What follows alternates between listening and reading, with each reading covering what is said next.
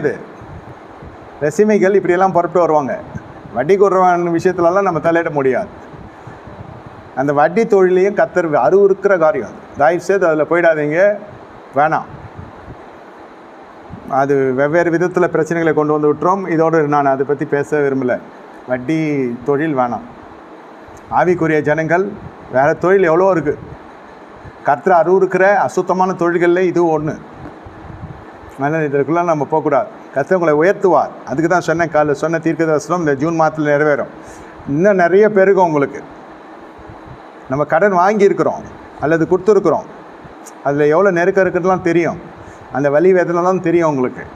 அதனாலே சபை ரொம்ப ஷார்ப்பாக இருக்கும் இந்த விஷயத்தில். ஏன்னா ஐயா எப்படி தான் இவெல்லாம் தாங்குறானே தெரில ஐயா அப்படின்லாம் நிறைய பேர் சாட்சி பகிர்ந்துருக்குறாங்க. நான்லாம் முடியவே முடியாது, என்னால் தாங்கிக்கவே முடியாது. அந்த டைமுக்கு கொடுக்கலன்னு இவங்கெல்லாம் தாங்குறாங்க, என்னால் தாங்க முடியாது.